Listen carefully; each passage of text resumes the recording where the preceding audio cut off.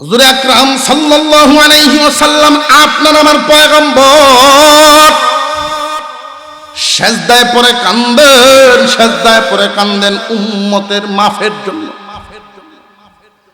এক পর্যায়ে আল্লাহ পাক রব্বুল আলামিন আপনার আমার পয়গম্বরকে আশা দিয়েছেন, ওয়ালাল আখিরাতু খায়রুল লাকা মিনাল উলা ওয়ালা সাউফা ইউতিকা রাব্বুকা ফাতারদা।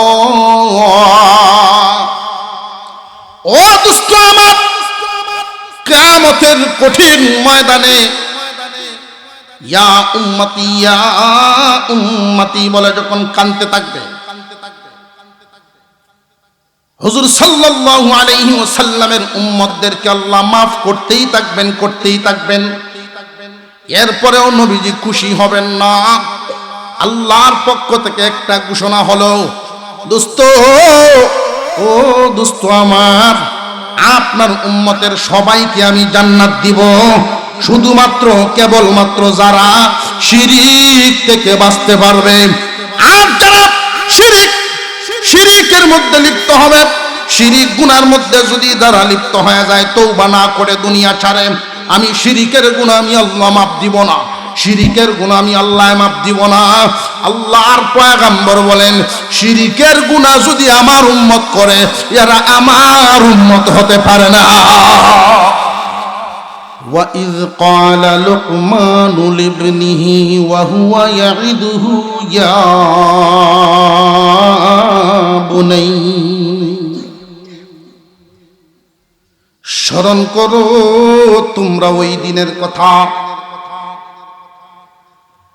হাকিম লুকমান তার সন্তানকে যখন নসিহত করেন, তোমরা সেই দিনের কথা মনে করো। লোকমান হাকিম সন্তানকে নসিহত করতেছেন। সন্তানের অবশ্যই কোনো না কোনো একটা নাম ছিল না? আরো জোরে কর। মানুষের সন্তান, মানুষ তার সন্তানকে একটা নাম তো অবশ্যই ডাকে। আল্লাহ পাক এখানে নাম উল্লেখ করেন নাই। হাকিম লুকমান তার সন্তানকে যখন নসিহত করবেন, তখন নাম উল্লেখ করেন নাই। ইয়া বুনাইয়া। আমরাও আমাদের সন্তানদের প্রতি যখন বেশি খুশি হই, কিছু শব্দ ব্যবহার করি। বাবা, সোনা, সান, লক্ষ্মী, এই জাতের কিছু আদরের শব্দ আছে না নাই? হাকিম লুকমান উনার সন্তানকে নসিহত করার আগে, উপদেশ দেওয়ার আগে এই জাতের আদরের শব্দ ব্যবহার করতেছেন। আমরাও আমাদের সন্তানদেরকে ডাকি। প্রথম কথা হলো, পিতা হিসাবে কোনোদিন সন্তানকে নসিহতই করি না। আমরা আমাদের সন্তানদেরকে লালন পালন করি ঠিক, আদর্শের ব্যাপারে কোনোদিন নসিহত করি না। একজন আদর্শ পিতা, আদর্শবান পিতা তার সন্তানকে যেই উপদেশগুলো যেইভাবে দেওয়া লাগে, জীবনে কোনোদিন বাপ পুত একসাথে বয়ই না। ঠিক আরো আসতে কমায় না। মানুষ জানিয়ে রাখবেন, শুধু সন্তান জন্ম দিলেই যথেষ্ট নয়। সন্তানের কিছু পাওনা দাওনা আছে। সব পাওনার আলোচনা হবে না, শুধু যেই বিষয়টা আমি বোঝাতে চাচ্ছি। আমরা পিতা হইয়া সন্তানকে ধীরে ধীরে নীরবে পিতা মাতা গার্জিয়ানরাই সন্তানটারে কিটকিটে মেজাজের এবং বেয়াদব বানায় দেই। আস্তে আস্তে বানাইতেছি, নিজেরা টের পাই না। মুসলমান ইমানদার ভাইরা আমার, আল্লাহ পাক রব্বুল আলামিনের কাছে হাকিম লোকমানের কথা কত ভালো লাগছে। লোকমানের কথাটা মহান আল্লাহ কোরআনের আয়াত বানায় নাজিল করেছেন, কিয়ামত পর্যন্ত যেন মানুষেরা ওইখান থেকে শিখতে পারে, নিজেদের সন্তানদের সাথে এইভাবেই আলোচনা করতে পারে। হাকিম লোকমান তার সন্তানকে নসিহত করতে গিয়ে তিনি বলেন, রে আমার কলিজার টুকরা সন্তান, সাবধান, জীবনে কোনোদিন আল্লাহর সাথে শরীক করবা না। আমরা এখানে যারা আছি হাত উঠাবো না, শুধু বুকে হাত দিয়া নিজের বিবেককে জিজ্ঞাসা করি। সন্তান অবশ্যই জন্ম দিয়েছি, সন্তান লালন পালন করেছি, কয়দিন নিজের সন্তানকে এই কথাটা বুঝিয়েছি, বাবা রে আমার একজন মালিক আছেন, ওনারে ডাকি আল্লাহ বলে, আমার মালিক আল্লাহ, তোমার মালিকও আল্লাহ। আল্লাহর সাথে জীবনে কাউকে শরীক করবে না। আপনার সন্তান যদি জীবনে কখনো শিরিক করেও ফেলে, আল্লাহ আপনাকে জিজ্ঞাসা করবে না, কারণ পিতার দায়িত্ব পালন করেছেন। হাকিম লুকমানের কথাটা আল্লাহ আমাদেরকে শোনায়া ইঙ্গিত দেন, শুধু বাপ কাপড় দিলেই সন্তান লালন পালনের দায়িত্ব হয় না। দস্তরখানে নিয়ে বসো, মাঝে মাঝে পিতা পুত্র বৈশা আলোচনা করো। জানিয়ে রাখবেন, এই ওয়াজ নসিহতে যেই যুবকরা, যেই ছেলেরা আমাদের কথাগুলো শুনে, এই কথাগুলো তাদের অন্তরে যতটুকুন গাথে, আপনি জন্মদাতা পিতা, যদি আপনার সন্তানকে পাশে নিয়ে আপনি কথাটা বলেন, আমি শপথ করে বলতে পারি, গ্যারেন্টি দিয়ে বলতে পারি, পাথরে লিখার মতো আপনার সন্তানের অন্তরে খুদাই করে লিখা হবে। পিতার উপদেশ সন্তানের জন্য খুব গুরুত্বপূর্ণ হয়ে যায়। লক্ষ্য করে দেখবেন, বাবাই যদি কোনো কিছু বলিয়া যায়, বাবা মারা যাওয়ার পরও এই সন্তানরা বাবার কথাগুলো মনে রাখে, দুনিয়াদারির কথাবার্তা মনে রাখে। আর যদি আপনি একজন পিতা হয়ে এই কথাটা বারবার এদের কানে শোনাইতেন, বাবারে আল্লাহর সাথে জীবনে কোনোদিন কাউকে শরীক করবা না। পরের আয়াতে বাবা আদেশ দিতেছেন, হাকিম লোকমান তার ছেলেকে বলেন, বাবা নামাজ কায়েম করবা, নামাজ ছাড়া যাবে না, সাবধান, নামাজ ছাড়া যাবে না। একজন পিতা যদি তার সন্তানকে এই দুইটা নসিহত করে, খুব ভালো করে মনে রাখবেন, আল্লাহর সাথে কাউকে শরীক করিও না, বাবারে জীবনে নামাজ ছাড়িও না। আপনি পিতা একদিন মারা যাবেন, দুনিয়ার সবাই মরণশীল, জানিয়া রাখবেন, আপনি যদি এই আমলটা রীতিমতো করতে পারেন, ছেলে হোক আর মেয়ে হোক, যদি তাদের কানে এই বাঁশিটা বাজাইতে পারেন, যেই দিন আপনি দুনিয়ার থেকে বিদায় হবেন, কবরের পাশে দাঁড়ায়া সন্তানের অন্তরের এই কথাটা যখন স্মরণ হবে, গড়গড় করে চোখ দিয়ে পানি ভরব। মুসলমান ইমানদার ভাইরা আমার, আমরা আমাদের সন্তানদেরকে শুধু দুনিয়া চিনাই, আল্লাহ চিনাই না, আখিরাত চিনাই না। আমার আপনার সন্তানরা যদি দুনিয়ার কোনো কাজ কামে কমতি করে, ঘাটতি করে, যেই পরিমাণ শাসাই, আখিরাতের আমলের ঘাটতি করলে কোনোদিন পিতা হইয়া সন্তানকে শাসাই না। ঠিক না ঠিক? পিতা মাতার সম্পর্ক সন্তানের সাথে কেমন হবে, সব দিকের আলোচনা বাদ দিয়া দুই একটা দিক আমি ধরে দিতে চাই। একজন আদর্শবান পিতা মাতা, গার্জিয়ান, সন্তান জন্ম নেওয়ার পরে 7 দিন বয়সের সময় এমন একটা সুন্দর অর্থবোধক নাম দিবে, যেই নামটা শুনলেই বোঝা যায় মুসলমানের সন্তান। শুধু নামটা দিলেই হক আদায় হয় না, জানিয়ে রাখবেন, পিতা হিসাবে দায়িত্ব, সন্তানকে আপনি যেই নামটা দিলেন, এই নামটা আপনি যতদিন বেঁচে থাকবেন, আপনার সন্তানকে এই নামটা সারা জীবন সুন্দর করে ডাকবেন। সুন্দর নাম দেওয়া যেমন জরুরি, সন্তানের নামটা বাবার জবান থেকে সুন্দর করে ডাকাও জরুরি।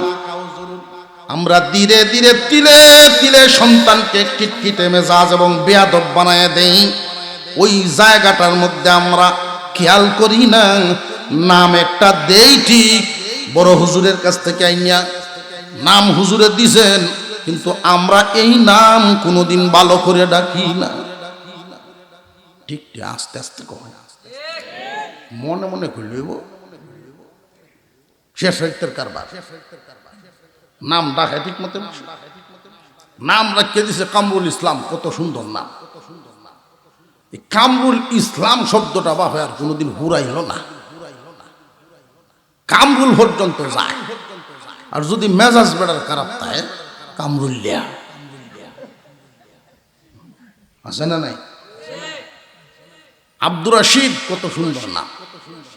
আব্দুর রশিদ প্রিয় বাবা, রাশিদ রাগ উঠলে রাশিদ দান হইলে ওরাশা, ও রাশা করে ডাক। বাপের মুখ থেকে এই জাতের শব্দ শুনতে শুনতে এরপরে আরেকটা বিষয় খেয়াল করবে, এখানে অনেক শিক্ষা প্রতিষ্ঠানের শিক্ষকগণ আছেন, আমাদের মাদারিসগুলোর নুরানি বিভাগ, হিফজ বিভাগের অনেক মুআল্লিমগণ আছে। আমি অনুরোধের সাথে বলব, ছোট ছোট ছাত্রদেরকে ছাত্রীদেরকে তুচ্ছ তাচ্ছিল্য শব্দ ব্যবহার করবেন। এই শব্দগুলো ব্যবহার করলে ওরা কিটকিটে মেজাজের হয়, এটা প্রভাব পড়ে, তাদের মন দুর্বল, মরিয়া যায়। গরিব হোক আর ধনী হোক, প্রত্যেকের সন্তান তার কাছে শাহজাদার মতো। তুমি তোমার সন্তানটারে তুচ্ছ তাচ্ছিল্য শব্দ দিয়া ডাকবা না। বাবা হিসাবে সব সময় যদি সন্তানকে সুন্দর ভাষায় ডাকো, তুমি বলে সম্বোধন করো, তুমি বলে সম্বোধন করো। একজন শিক্ষক তার ছাত্র ছাত্রীদেরকে তুমি বলে সম্বোধন করে, পিতা মাতা সন্তানদেরকে তুমি বলে সম্বোধন করেন। এইভাবে ডেকে ডেকে যখন কোমল ভাষায় ডাকার অভ্যাস করবে, চলতে ফিরতে যদি কোনোদিন কোনো কারণে তুমি থেকে তুই আসে, বেত্রাঘাতের চাইতেও ওরা কঠিন মনে করবে। কথা বুঝে আসতেছে? সন্তানদেরকে কেমনে ডাকা লাগে আমরা এটাও জানি না।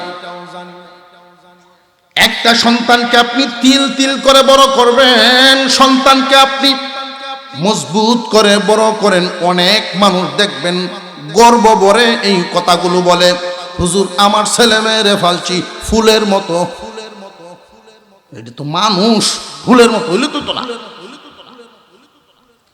মানুষ আর ফুলের মধ্যে বেশ কম আছে না? আপনার সন্তানকে ছোটবেলায় কৃষি কাজ শিখাইতে হবে এমন কোনো কথা নয়, তবে কৃষি জমিতে নামা শিখাইয়া দেন।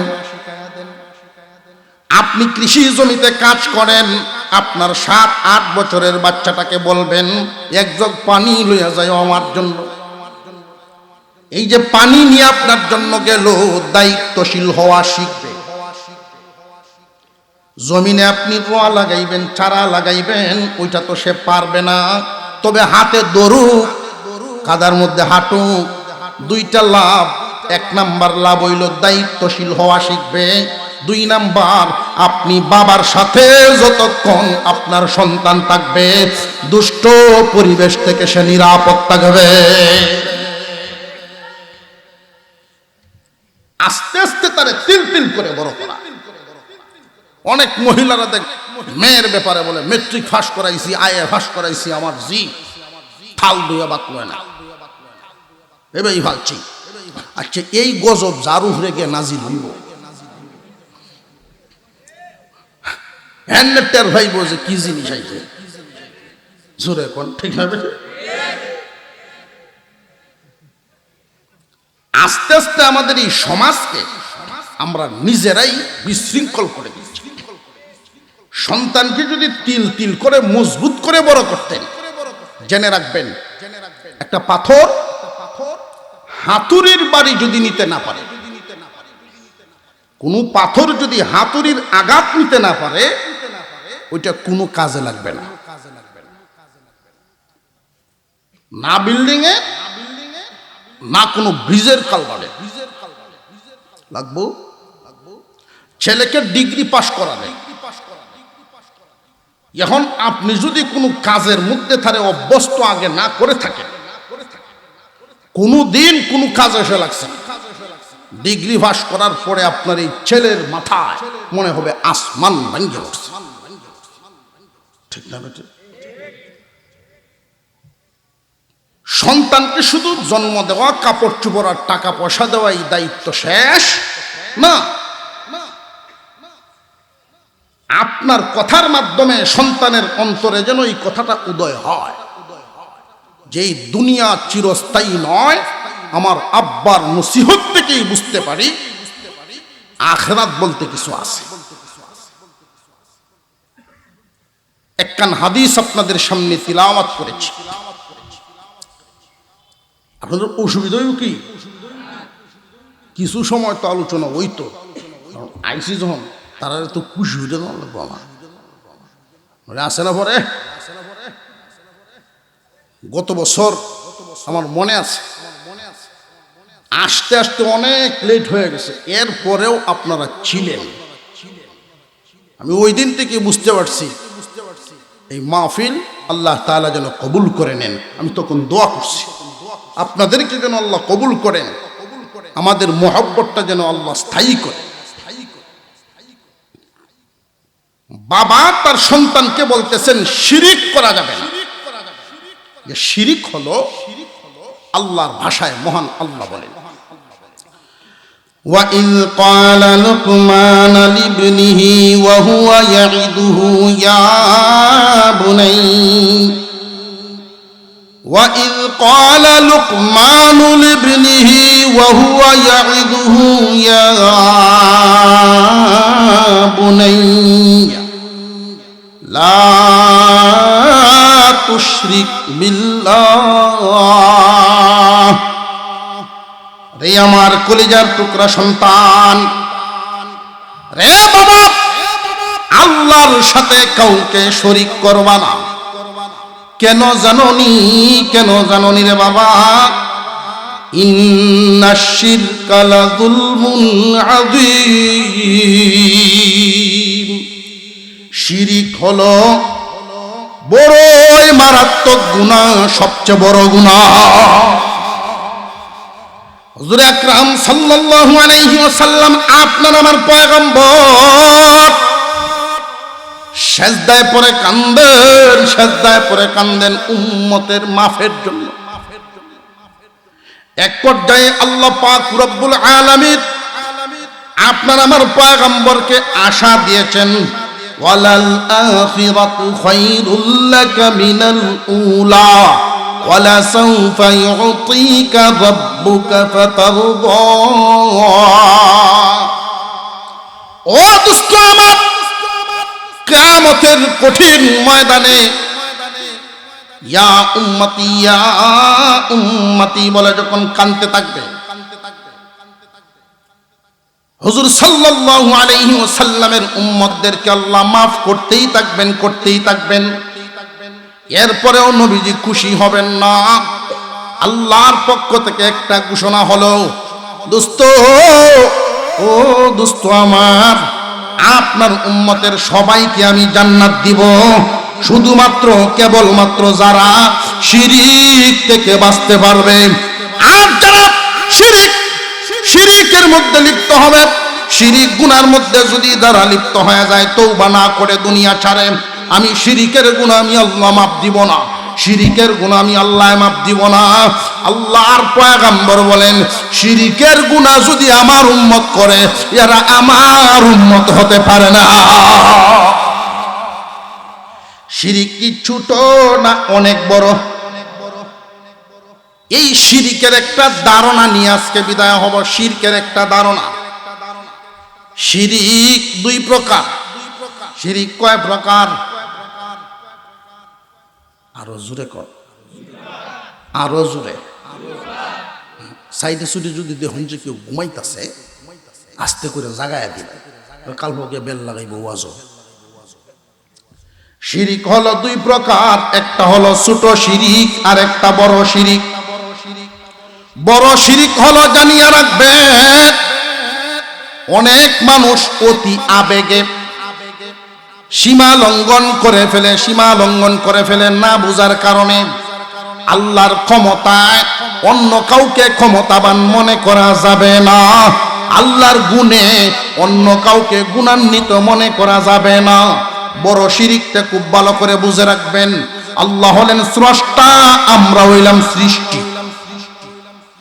স্রষ্টা আর সৃষ্টির মধ্যে বেশ কম আছে না নাই?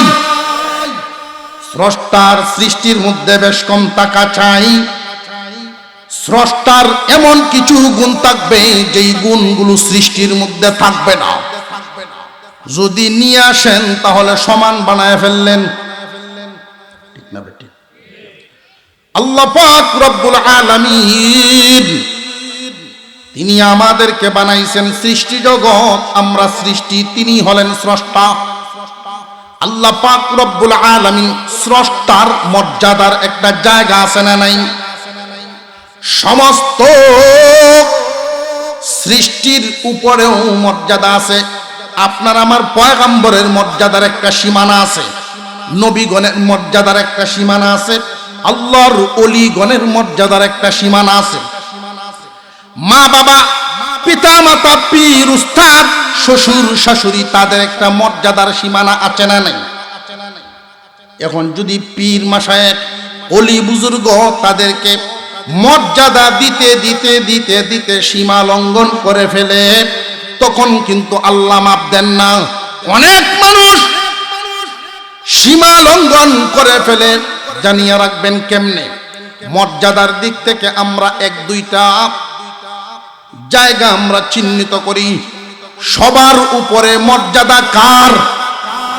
আরো জোরে আওয়াজ দিয়ে বলেন কার? কারণ তিনি স্রষ্টা, কারণ তিনি। আর সৃষ্টি জগতে, এবার আসেন সৃষ্টি জগতে আমরা বন্টন করি আমাদের।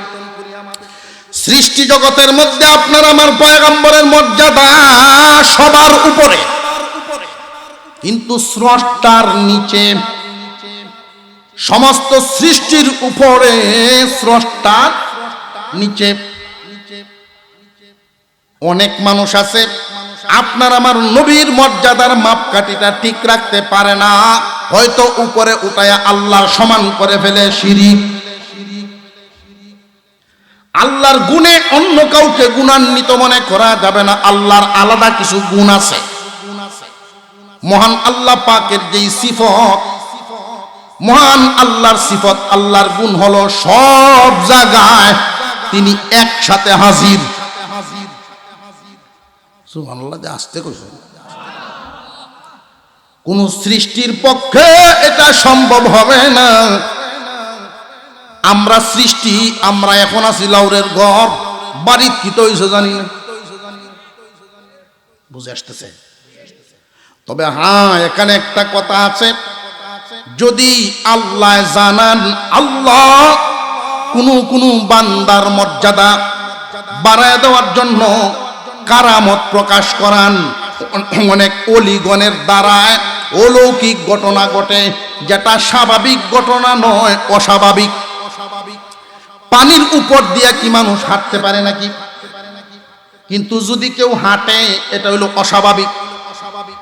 জানিয়ে রাখবেন, নবীগণের মাধ্যমে, অলিগণের মাধ্যমে যে কোনো ধরনের ইতিহাস আমরা শুনি, ঘটনা শুনি, যদি এটা শুনেন, প্রথমেই শুকর আদায় করবেন আল্লাহর, কারণ বান্দার কোনো ক্ষমতা নাই এই কাজগুলো গঠায়া দেন কে?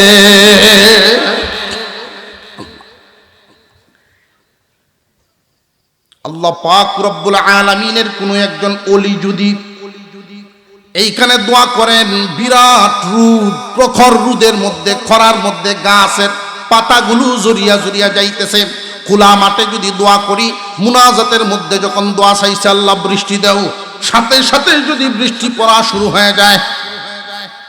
অনেক মানুষ আছে জাগ্রত দিল, শিরিক নাই অন্তরে, এই মানুষগুলো বুঝতে পারবে বৃষ্টি দিছেন কে। আরো জোরে কর। আল্লাহ পাকের এই ওলির দোয়া কবুল করছেন, মহান আল্লাহ বৃষ্টি দিছেন, শুকর আদায় করবে আল্লাহর। কিন্তু কিছু মানুষের অন্তরের ডাক না লাগার কারণে তারা বুঝতে পারে না আল্লাহরে কোন সময় খুঁজবো, বাবার পিছু দৌড় শুরু। বাবা কামটা কিতা করছে, মেঘলা মারছে, বাবাই কি মেঘলা মারছে না আল্লাহ দিছেন? এই যে বিষয়টা বুঝাই না। শিরিক মুক্ত ঈমান হাকিম লুকমান তার সন্তানকে বলেন, সাবধান, শিরিক করবা না। আল্লাহর গুণে অন্য কাউকে গুণান্বিত মনে করা যাবে না, আল্লাহর ক্ষমতায় আর কাউকে ক্ষমতাবান মনে করা যাবে না। সমস্ত ক্ষমতার মালিককে। আরো যদি আওয়াজ দিয়ে বলেন কে? সন্তান দেওয়ার মালিককে। ক্ষমতা কার? আল্লাহ যাকে ইচ্ছা ছেলে মেয়ে উভয়টা দেন, যাকে ইচ্ছা শুধু ছেলে দেন, যাকে ইচ্ছা শুধু মেয়ে দেন, যাকে ইচ্ছা উভয়টা দেন, যারে ইচ্ছা হয় না কোনোটাই দেন না। অনেক মানুষ না বুঝার কারণে বিভিন্ন মাজারে গিয়াও ডাকে বাবা দেও। এই যে বিষয়গুলো খুব খেয়াল করবেন, খুব সাবধান। মুসলমানের ঘরে জন্ম নেওয়ার পরেও যদি শিরিক করার কারণে ঈমান হারা হওয়া লাগে, এর চাইতে কপাল পুরা আর কে হইতে পারে? এক নাম্বার হলো বড় শিরিক। শিরিক কয় প্রকার বললাম? আরো জোরে কোন? মনে মনে হইলো একটা, আল্লাহর ক্ষমতায় আল্লাহর গুণে অন্য কাউকে ক্ষমতাবান গুণী মনে করা। দুই নাম্বার হলো ইবাদত বলতে যা আছে একমাত্র আল্লাহ রাজি খুশির জন্য করা, লোক দেখানো ইবাদত করা যাবে না। ছোট শিরিক। শিরিক দুই প্রকার, একটা হইলো বড় শিরিক, আরেকটা হইলো ছোট শিরিক। বড় শিরিক আল্লাহর ক্ষমতায় অন্য কাউকে ক্ষমতাবান মনে করা।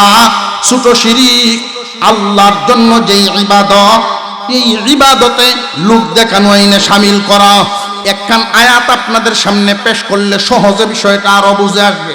সূরাতুল ফাতিহা আমাদের সকলের পড়া আছে না নাই? সূরাতুল ফাতিহার ভিতরে একখান আয়াত আল্লাহ পাক রব্বুল আলামিন এই আয়াতের ব্যাপারে জানায়া দিলেন। এই আয়াত সূরাতুল ফাতিহা আমি আর বান্দার মাঝে বন্টন করা, স্রষ্টার সৃষ্টির পার্থক্য বুঝায়। স্রষ্টা আর সৃষ্টির পার্থক্য বুঝায় আলহামদুলিল্লাহ সূরা। এই সূরার ভিতরে আল্লাহ বলেন, বান্দারে এইভাবে তোমরা জীবন যাপন করবা। এই কথার দ্বারা আল্লাহ কি বুঝাইলেন? ঈমানকে খাঁটি করা। ইয়াকা না'বুদু ওয়া ইয়াকা নাস্তাঈন, একমাত্র তোমারই ইবাদত করি আর তোমার কাছেই সাহায্য চাই। চাওয়ার জায়গাও একটা, ইবাদত দেওয়ার জায়গাও একটা। চাওয়ার জায়গা কয়টা? আরো জোরে কোন কয়টা? দেওয়ার জায়গাও একটা। ইবাদত যা আছে লোক দেখানো ইবাদত, নবীজি বলেন এটাই ছোট শিরক। ইবাদত সাধারণত তিন ভাগে বিভক্ত: শারীরিক, মালি, শরীর মাল মিলিয়া।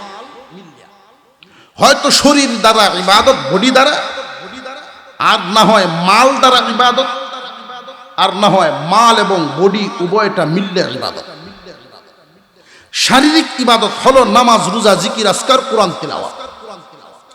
যে সমস্ত ইবাদত করতে গেলে বডি লাগে। কথা বুঝে আসতেছে? আপনারা কেলা কেলা ঘুমো আব্দুল হান্দে না, উঠছে না আলহামদুলিল্লাহ। সজাগ কে হাত তুলে? আমরা একসাথে মুনাজাত করে যাব তো ইনশাআল্লাহ? হাত নামান। শারীরিক যত ইবাদত একমাত্র কার জন্য করব?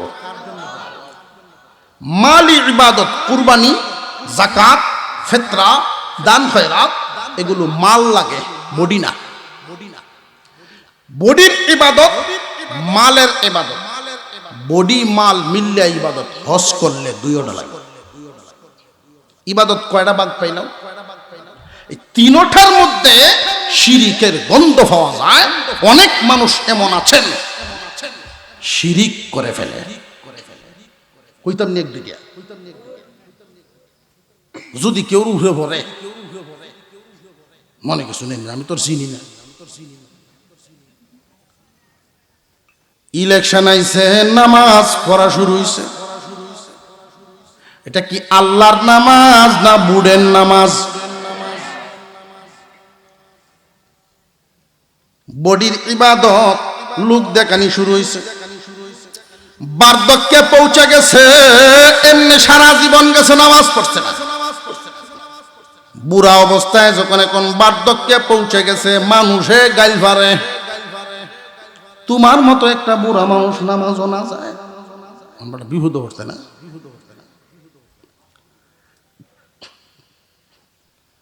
লোক দেখেন না ইবাদত, সাবধান। এই মানুষগুলোর জন্য আল্লাহ ঘোষণা দেন, ফাওয়াইলুল লিল মুসাল্লিন আল্লাযীনা হুম আন সালাতিহিম সাহুন الذين هم يراءون ويمنعون الماعون। ধ্বংস মুসল্লিদের জন্য। মুসল্লিদের জন্য ধ্বংস কেন? মুসল্লিদের জন্য তো আল্লাহ জান্নাত বানাইছেন, জান্নাত রাখছেন সেজদাকারীর জন্য। আল্লাহকে যারা আল্লাহর কুদরতি পায়ে সেজদা দেয়, শিরিক মুক্ত ঈমান লইয়া যারা যাবে, নামাজি মুসল্লিরা জান্নাতে যাবে, তাহলে এরা ধ্বংস কেন? আল্লাহ পরের শব্দেই বলেন, লোক দেখানো ইবাদত করত।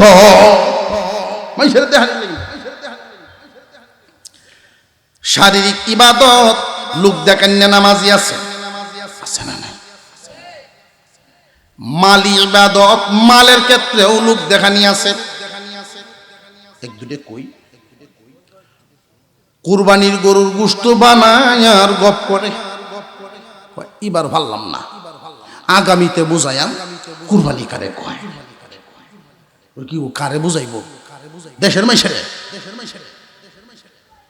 যদি জিগায় ভাই কুরবানি দিতেন না, এবার দিতাম, যেই হালত ইচ্ছা আছে না, মায়া আছে, এবার কি করা? এটা কি আল্লাহর জন্য দিতেছে না মায়ার কুরবানি? মায়ের বুঝছেন, তার মা আছে, বুড়া বেটি আছে। কেউ কেউ উত্তর দেয়, আমার আব্বা বুড়া মানুষ জিন্দা আছে এই জন্য দিতেছি, নাহলে কুরবানি দিলে হয় না। এটা হলো বাপের কুরবানি, আল্লাহর না। কেউ কেউ উত্তর দেয়, এমন কুরবানি তো দিলাম হয় না, হুরুত্তা মানুষের দিকে চাইয়া থাকবো এই জন্য দেওয়া, হুরুত্তার কুরবানি দেয়।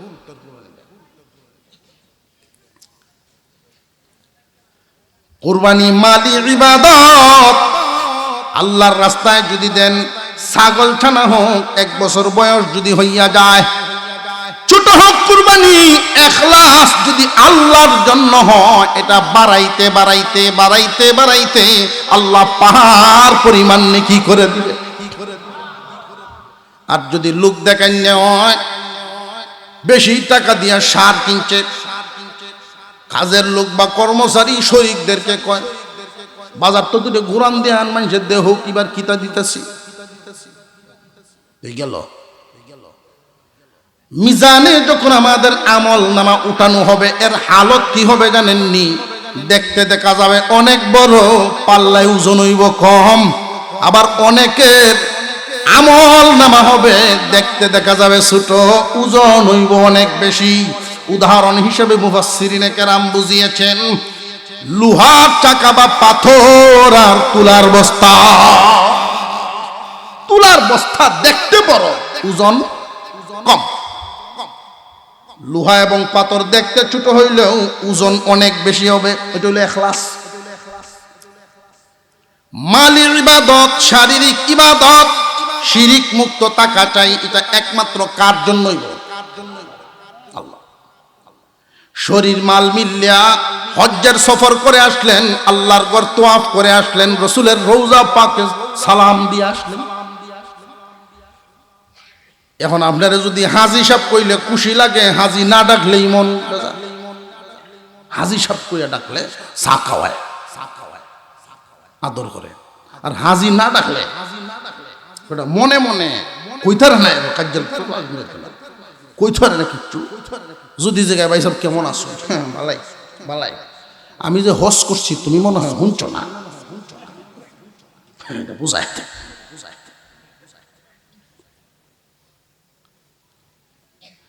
এটার মধ্যেও দেখা যায় গন্ডগোল আছে, এটাও শিরিক। আল্লাহর পয়গম্বর বলেন শিরিক দুই প্রকার, বড় শিরিক আর ছোট শিরিক।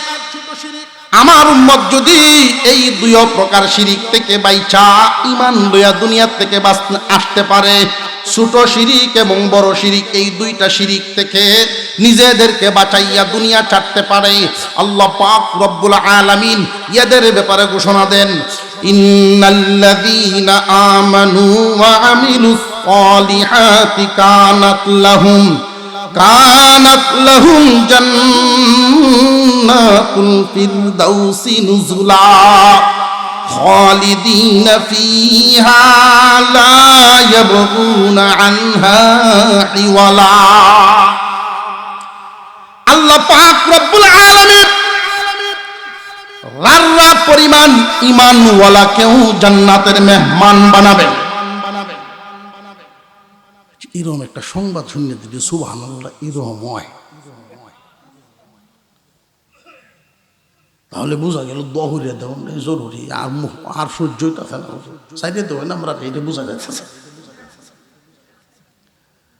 রাররা পরিমাণ বুঝছেন, সরিষার দানা পরিমাণ ঈমান লইয়াও যদি কেউ মরে, ওই মানুষটাকেও আল্লাহ জান্নাতের মেহমান বানাবে।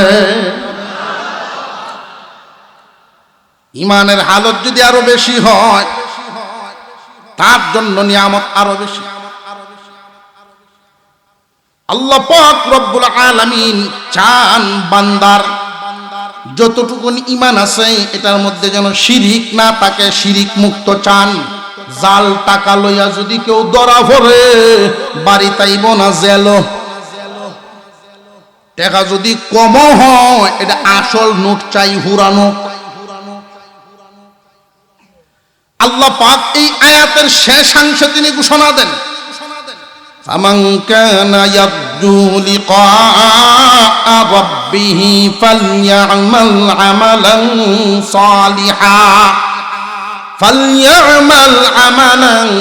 সালিহান ওয়া লা ইউশরিক বিইবাদাতি রাব্বিহি আহাদা। বান্দা বান্দি যারা চাও আল্লাহর দিদার, নবী আপনি জানায় দেন, যারা চায় আল্লাহর দিদার, আল্লাহর দিদার কি দুনিয়াতে না জান্নাতে? আল্লাহ পাক বুঝায় দিলেন, যারা চায় আল্লাহর দিদার, আল্লাহর সাথে সাক্ষাৎ জান্নাতের ভিতরে, তারা যেন শিরিক মুক্ত ঈমান আমল লইয়া আসে। আল্লাহ যেন আমাদেরকে, আমাদের সন্তানদেরকে এই নসিহতগুলো, পরিবার পরিজনকে শিরিক মুক্ত ঈমান গড়া আমল গড়ার তৌফিক দেন বলুন আমিন। বিশেষ করে যেই কথাগুলো, দু চারটা কথা যা বলে দিছি, সন্তানদেরকে সুন্দর নাম দেওয়া যেমন জরুরি, এই নামটা সুন্দর করে ডাকাও তেমন জরুরি। আমি গ্যারান্টি দিয়ে বলতে পারি, পাড়া প্রতিবেশীর কোনো ছেলেরাও যদি আপনাদের সামনে থাকে, এদেরকে তার নামটা সুন্দর করে ডেকে দেখবেন, এই ছেলেটা আপনার সাথে কোনোদিন বেয়াদবি করতে তার কলিজায় বাঁধব, বেয়াদবি করতে চাইবেন। তুমি করে কোনো সন্তান, কোনো ছাত্রকে আপনি ডাক দিবেন, তার কোমল ব্যবহার, আচার আচরণ হবে অন্যরকম। তুমি করে ডাকবেন, তাকে আপনার বেদ দিয়ে শাসন করতে হবে। আমরা তিল তিল করে কিটখিটে মেজাজ বানাই, বেয়াদব বানাই আমরা আমাদের আচরণ। আল্লাহ যেন আমাদেরকে আরো যত্নশীল হওয়ার তৌফিক দেন, আমরা বলি আমিন। এখন আজকে গিয়াই যদি সন্তানদেরকে কাল থেকে ডাহা শুরু হয়, পুরা নাম দেয়া যদি বাপে ডাক দেয় হুতরে, হুত করব আব্বা পাগল হয়েছে, আমার বাপের মুখ তো এই নামে বা উঞ্চি নাম, শুনতে শুনতেই পরে শুনবো। আর বাপের মুখ থেকে তো শুনছে সবসময় খালি খাটা ফের মতো শিক্ষায়, খিটখিটে মেজাজের হয়। আল্লাহ তাআলা আমাদেরকে সহি বুঝ দেন, আমরা বলি আমিন। আত্তাহিয়াতুল সুরতে বসি আস্তাগফিরুল্লাহ, দরুদ শরীফ।